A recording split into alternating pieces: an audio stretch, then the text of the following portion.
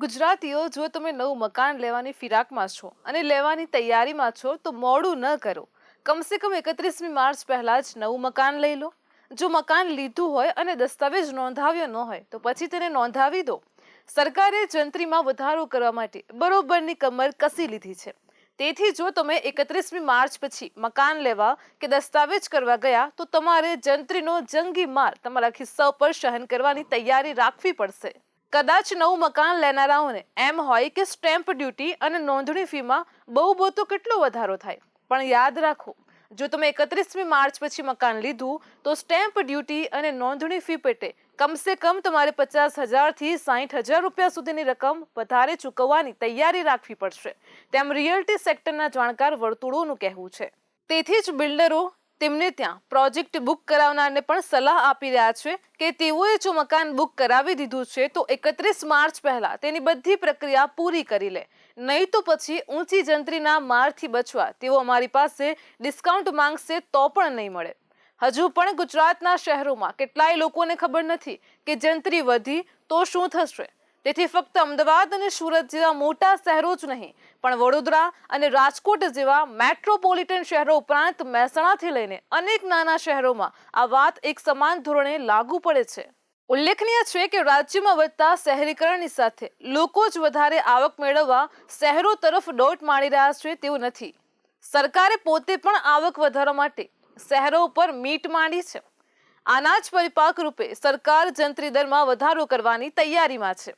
કમસે કમ તે આગામી નાણાકીય વર્ષમાં ગમે ત્યારે અમલી બની શકે તેમ પણ છે. ગુજરાતમાં રાજ્યની 50% વસ્તી શહેરોમાં વસવા લાગી છે અને ત્યારે રિયલ્ટી સેક્ટર સરકાર માટે કામધેનુ ગાય બની રહે તેમ માનવામાં આવે છે. જંત્રી દરમાં વધારાના પગલે સરકાર આગામી નાણાકીય વર્ષમાં લોકો પાસેથી ₹3300 કરોડ ઉછેટી લેશે. આમ જો ગુજરાતીઓએ આગામી નાણાકીય વર્ષમાં મકાન લીધું તો પછી જંત્રી પેટે જંગી રકમ ચૂકવવાની તૈયારી પણ રાખવી પડશે. સરકારે ₹3300 કરોડની આવક પણ વર્તમાન દરે જ ગણી છે. નવી જંત્રી ગણવામાં આવશે તો તેના મુજબ આવકમાં પણ વધારો થશે તેમ પણ કેટલાક નિષ્ણાંતો માની રહ્યા છે. નાણાકીય વર્ષ 2024-25માં સ્ટેમ્પ ડ્યુટી અને રજીસ્ટ્રેશન ફી પેટે ₹16,500 કરોડની આવક નોંધાય છે.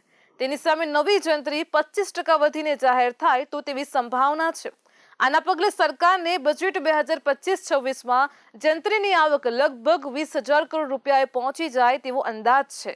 આમ જંત્રી દરમાં વધારો થવાની સાથે ગુજરાત સરકારને સ્ટેમ્પ ડ્યુટી અને નોંધણી ફીની આવકમાં વધારો થવાનો પણ અંદાજ છે.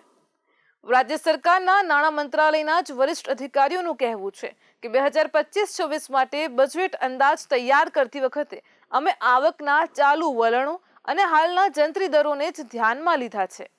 તેનું કારણ એ છે કે રાજ્ય સરકારે સૂચિત નવા જંત્રી દરો અંગે હજુ અંતિમ નિર્ણય લેવાનો બાકી છે.